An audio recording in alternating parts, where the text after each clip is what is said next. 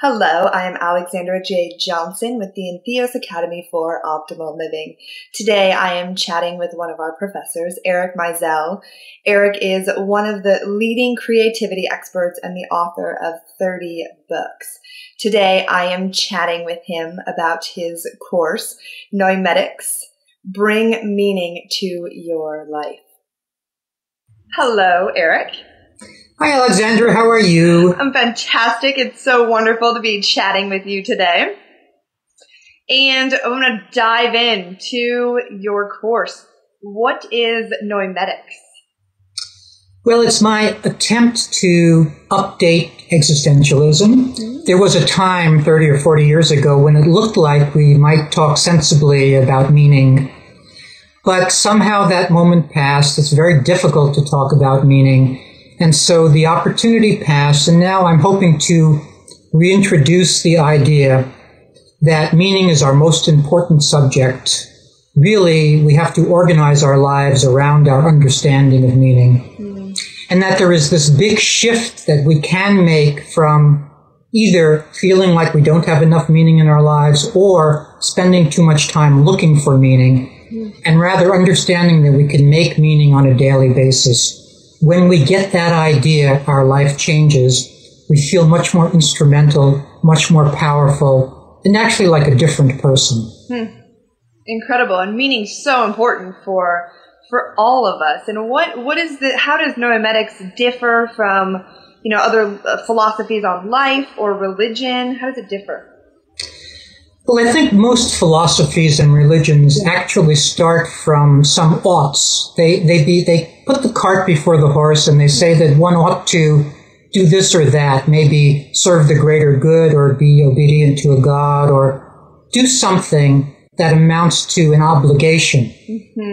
In Noimetics, I wanted to start in a different place, not from an ought, but from what is, from our experience of being a human being, our psychological experience of meaning.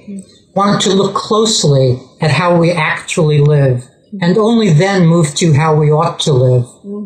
In most philosophies and religions, that movement is not really made explicit or not even done. The what is sort of skipped, and we go right to here's what you ought to do.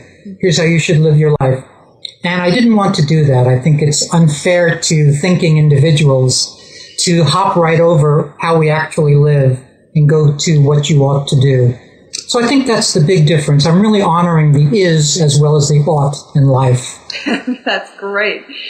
So the meaning, how do we make the shift to, I love this idea of making a shift from seeking meaning to making meaning. I love that. Can you share more on that? I think, first of all, just hearing it helps. I think it has the kind of resonance that once you hear it, you kind of immediately get an idea of what that might mean. So I think the language here is very important. When we get language for an idea, then we can make it our own really quickly. But then in addition to just hearing the idea of making a movement from seeking meaning to making meaning, are all the tactics that are required to actually make meaning on a given day. So I think there's a kind of philosophical underpinning of this paradigm shift. But then there's the actual doing. In therapy, it's often said that insight is not enough, then there's the work. In philosophy, too, insight is not enough, then there's the work. So I think one of the things this class will really help with is both providing the understanding of what the phrase making meaning means, but also lots of tactics and strategies for introducing it into your life. I love that, the practical, because so many times we can get into our head and this sounds great in theory, but then actually putting it into practice is a whole nother game. And we want the practice, I think, to be a little richer than just sitting cross-legged. Yes, definitely. There are lots of practices associated with philosophies and religions, but when you look at them, it's not really so clear how they help you live your life. They may certainly help you deepen an experience or get calmer or do something like that, but not necessarily live your life the way you intend to live it. So I'm hoping that the practices that I share in this class really help people change the way they live their lives. Brilliant. And one of your ideas, your key ideas, is around making investments. Can you share a little bit about making investments and what that means? Yeah, it has to do with the idea that we're faced with costs, opportunities, choices. Life is about making choices. Mm-hmm. And we make them whether we make them or not. Mm-hmm. Us deciding to be here now means that we're not doing something else at this given moment. Yeah. The idea of a meaning investment is looking at your life as a series of choices and making very conscious decisions about which of those choices you want to honor, which you think are more important than which others, and the idea of investing in that choice. It's one thing to say, I'm going to spend an hour on my novel, let's say, mm-hmm. but then to, as you approach the computer, get weaker and weaker as you get more and more anxious about actually writing your novel. Right. So you want to approach the task that you've set yourself with strength. And that's part of what I mean by making a meaning investment. It's that idea of really throwing our capital into the things that we decide are worth doing. Yeah, even you just sharing that, I'm like, I feel nervous. Like that's like, you're like stepping into it of, okay. That's right. Here it is. I'm in fully. That's right. And one of your other ideas too, you have seizing opportunity, which I think plays into this perfectly. What does that mean? Seizing opportunity. How can we do it? Why do we want to seize opportunities?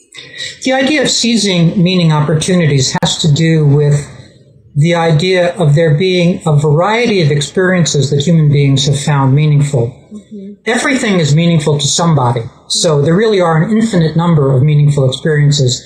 Nevertheless, over time, we sort of have discovered that there may be 24 or so kinds of experiences that we find most meaningful, whether it's relating or creating or being of service or actually having ambitions and being accomplished. There are a certain number of things that look to provide us with more meaning than other things. Mm-hmm. The idea of seizing meaning opportunities is to see this wide array of choices that we have, this menu, so to speak. Mm. And then to say on a given day, I'm going to seize the opportunity given to me to relate today, or I'm going to make an opportunity to relate today. Mm. And then I'm going to make the opportunity to create today.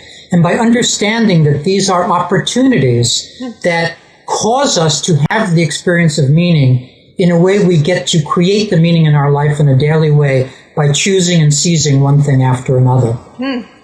So empowering. I mean, it feels like it's really just giving you the permission and the strength to stand in your power for what you want and really seizing your life. I think that's really true, and I want to just piggyback here for 1 second and say that not every minute and not every hour has to feel this way. Right. It's a mistake to think that we need meaning all the time. It's a natural mistake and a logical mistake, but actually a profound mistake. If we were to seize 2 or 3 or 4 important meaning opportunities on a given day, we could also relax some of the rest of the day and let that time be, so to speak, half meaningless. And it wouldn't really matter to us. We get to earn that 2 hours of television by 8 hours of having seized meaning opportunities. So this is not an agenda for working around the clock and investing meaning every split second. That isn't really the idea here. The idea is to learn how to strike a balance between those efforts and moments where meaning resides and those efforts and moments where we can be more relaxed and, so to speak, more careless about meaning. Mm-hmm. And you find that for most people, they're looking for meaning in their lives with the work that you do. For the people I work with, that's true. It's not clear that it's species-wide at all. Mm-hmm.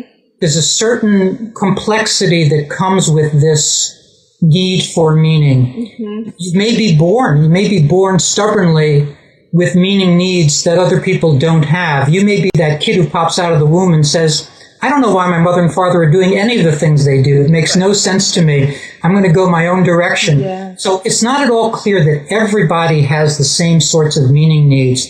But I think most intelligent, sensitive, creative people do have these meaning needs. And for them, this is a philosophy that's going to work for them. Mm-hmm. And then something that they can gain from the course is what I'm hearing, potentially getting courage to actually following their own path, their own meaning. That, and as you said, being empowered to be the individual they in fact know they are. Because there are lots of pressures on us to conform, to not be individualistic, to go along, to get along. And it's really important that we do stake out our own path on our own journey, or else we don't make ourselves proud. And I think it's a core idea here that one of our goals in life is to, in fact, make ourselves proud by our actions and our efforts. We know that we don't enjoy losing a week, a month, a year to nothingness. It doesn't feel good. We know that we haven't manifested our potential that way or really met ourselves where we want to be. So this philosophy is about making yourself proud and doing those things that you had always intended to do. Now you get the opportunity to do them. Awesome.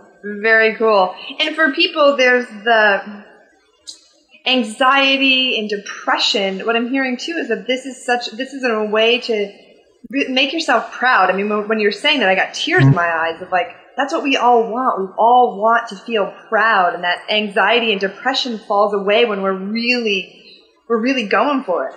Yes and no. It falls away in a certain sense, but also one of the things that I really ask of people is that they embrace anxiety rather than hoping somehow to avoid it.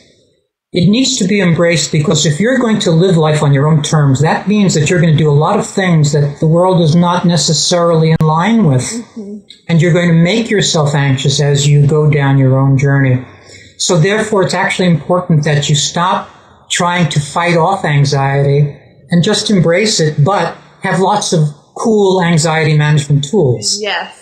And the class will also teach those anxiety management tools so that you don't have to fear anxiety so much.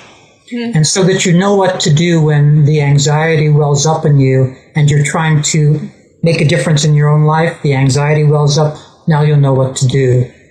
Fantastic. I love it. Love it. What a great course. So who's this course for? Well, I think it's for anybody for whom the word meaning resonates. If the word has no particular resonance, then I don't need to sell you on it. You kind of have to be interested in the word to begin with. If, however, the word has always had some significance for you, some resonance for you, that almost certainly means that you've not found enough smart resources out there, because there have not been previously that many smart resources around meaning. So if the word has some resonance for you, then I'm sure that the class will also. Perfect. And just before we wrap up, what's one tip somebody could start using today to dive more into this conversation, the conversation around meaning? Well, if I were to give one simple tip, it's the idea that you can wake up and decide in the morning where you're going to invest meaning on that day. I call that a morning meaning practice, but it doesn't have to sound as elaborate as a practice. It can just be 5 or 10 seconds of a certain kind of mindfulness where you look at your day and you see the boring parts and you see the dull parts, but you also see the parts where you know you're going to throw yourself in, throw your capital in. So the idea of a morning meaning practice where you orient your day around meaning, I think is a tip that anybody can get started with quickly. Absolutely. And it doesn't have to be hours, like you said, just, 5 seconds, 10 seconds That's right. before you start your day. That's right. Just making certain decisions each day, first thing. Fantastic. Wonderful. Well, thank you so much. This is a brilliant course, and I know it's going to be serving a lot of people and helping them with meaning, and very excited about it. So thank you for sharing your wisdom. Thanks for chatting. Bye. Bye-bye.